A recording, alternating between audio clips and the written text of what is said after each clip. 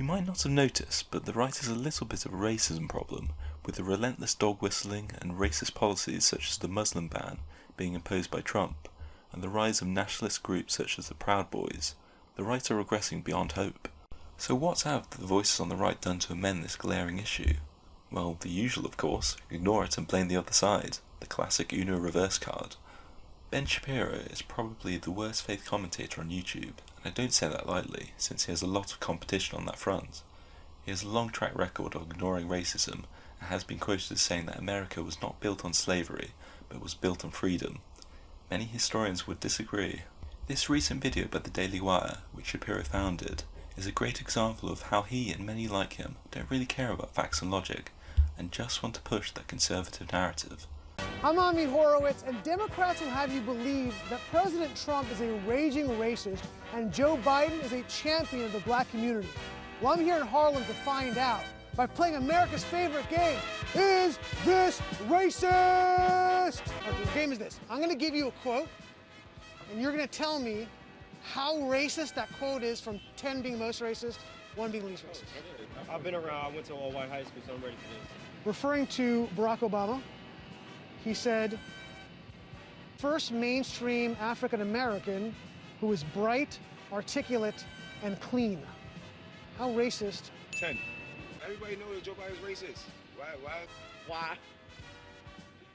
You seem blown away.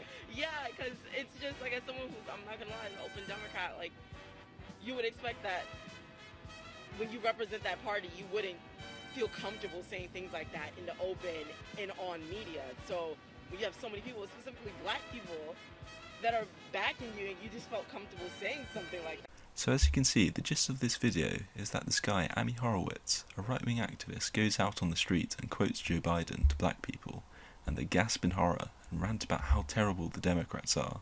And for the most part they're correct.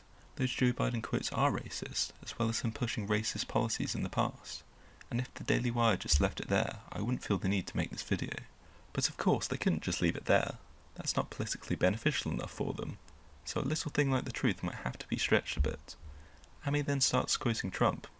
Sounds fair so far? Playing both sides. What's not to like? Since he used Biden's worst quotes, surely he's going to give Trump the same treatment to remain fair and balanced. Did he quote Trump calling Mexicans rapists? Or telling congresswomen to go back to where they came from?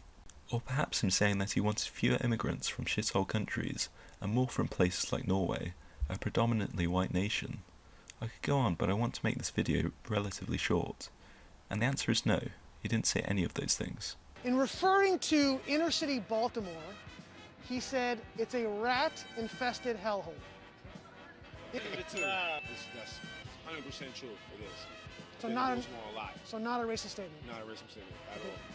Like him, one. You're living in poverty and your schools are no good.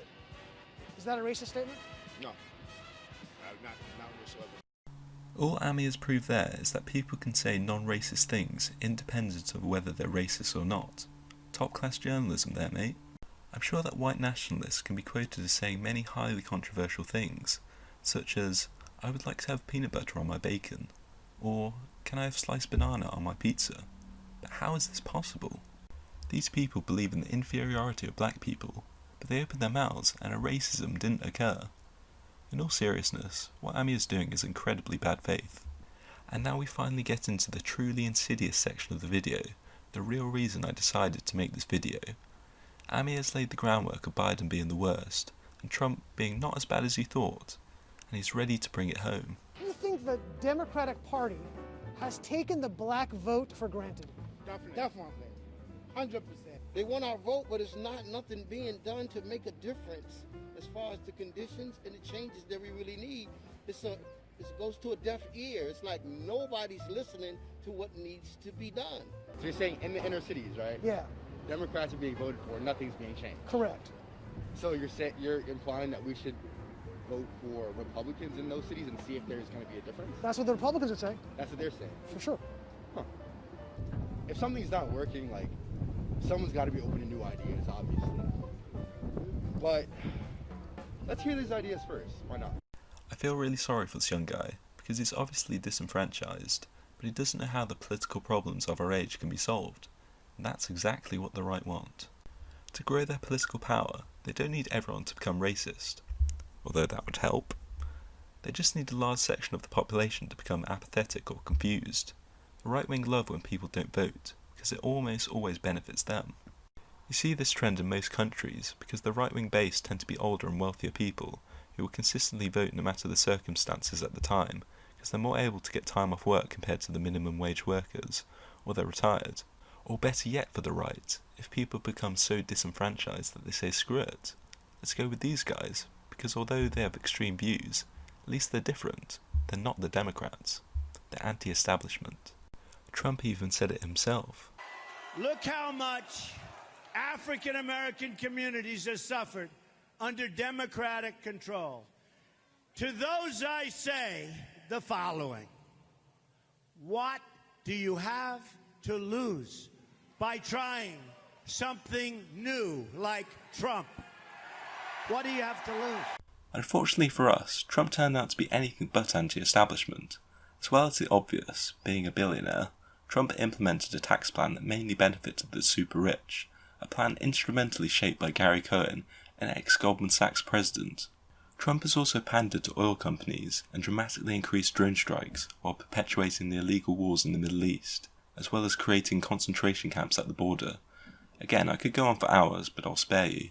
Trump has done nothing to indicate that he is anti-establishment and is seeking to serve the average member of society, but he can get away with the label because he doesn't act like a politician and has riled up his base to a frightening extent with his rhetoric, and they will defend him no matter what. I really wish I could say that Joe Biden was the solution, but I obviously can't.